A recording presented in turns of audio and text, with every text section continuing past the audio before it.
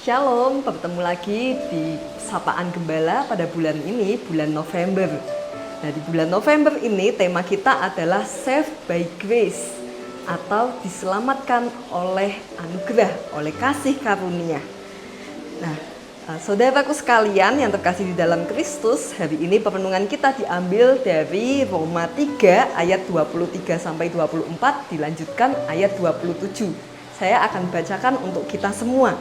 Karena semua orang telah berbuat dosa dan telah kehilangan kemuliaan Allah, dan oleh kasih karunia telah dibenarkan dengan cuma-cuma karena penebusan dalam Kristus Yesus. Jika demikian, apakah dasarnya untuk bermegah? Tidak ada. Berdasarkan apa? Berdasarkan perbuatan?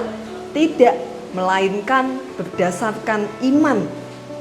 Nah, setidaknya ada 3 kebenaran penting yang hendak disampaikan oleh Rasul Paulus dari Roma pasal 3 ayat 23, 24 dan 27 ini.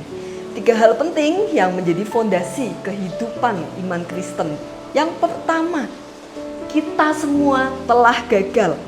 Paulus berkata karena semua orang telah berbuat dosa dan telah kehilangan kemuliaan Allah.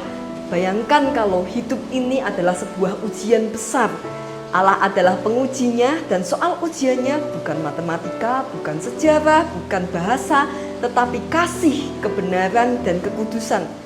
Kita mungkin sudah berusaha keras menjawab dengan benar soal-soal tersebut, tetapi ketika hasilnya keluar, nilainya sama untuk semua. Tidak ada yang lulus. Itulah kondisi kita di hadapan Allah, baik guru, orang tua, murid, semuanya sama. Kita semua pernah gagal karena dosa. Kita kehilangan kemuliaan Allah, dan tanpa kasih karunia tidak ada seorang pun yang mencapai standarnya.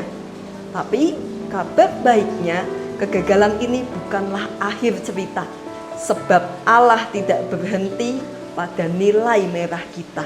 Dan ini membawa kita pada kebenaran yang kedua, yakni Kristus telah membayar penuh harga kita.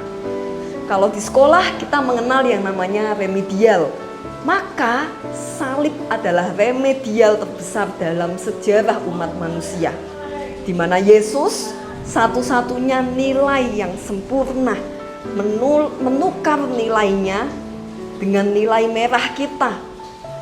Ia menukar nilainya yang benar dengan nilai kita yang buruk.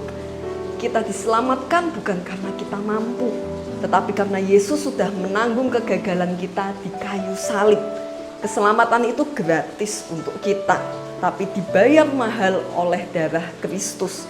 Dan karena itu kasih karunia bukan alasan untuk kita hidup seenaknya, melainkan kekuatan baru untuk hidup benar.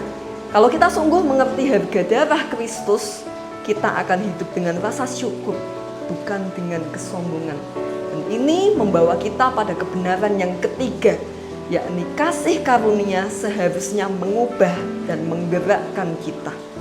Karena semua berasal dari kasih karunia, tidak ada tempat lagi bagi kesombongan. Guru tidak lebih rohani daripada muridnya. Orang tua tidak lebih layak dari anaknya. Kita semua sama-sama diselamatkan oleh kasih yang sama. Kasih karunia membuat kita tidak sibuk membandingkan, tetapi sibuk bersyukur. Tidak sibuk membuktikan diri, tetapi sibuk memancarkan kasih Kristus. Guru yang hidup oleh kasih karunia akan berkata, saya sabar bukan karena saya kuat, tapi karena Tuhan sudah lebih dulu sabar terhadap saya. Orang tua akan berkata, saya mengasihi bukan karena anak saya sempurna, tetapi karena Tuhan lebih dahulu mengasihi saya. Dan siswa akan berkata, saya mau belajar sungguh-sungguh, bukan supaya dipuji, tetapi supaya Tuhan dimuliakan lewat hidup saya.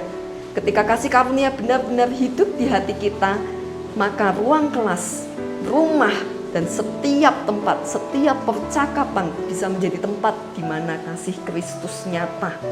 Mari kita ingat, kita semua pernah gagal, tetapi Kristus sudah membayar harga kita secara penuh. Dan kasih karunia-Nya mengubahkan serta menggerakkan kita untuk hidup baginya. Kiranya setiap langkah kita, pekerjaan, dan relasi kita hari ini menjadi cerminan dari kasih karunia yang sudah kita terima. Amin, mari kita berdoa. Tuhan Yesus yang penuh kasih, kami bersyukur kepada Engkau, karena Engkau telah menebus kami yang gagal ini dengan kasih karunia-Mu yang sempurna. Ajarlah kami ya Tuhan, untuk hidup dengan hati yang rendah, yang bersyukur dan mau diubahkan setiap hari. Biarlah kasih karunia-Mu nyata di dalam cara kami mengajar, di dalam cara kami belajar, di dalam cara kami bekerja, mendidik anak-anak kami dan melayani sesama kami. Karena di dalam nama-Mu saja kami hidup oleh anugerah-Mu. Di dalam nama Tuhan Yesus kami berdoa dan mengucap syukur. Amin.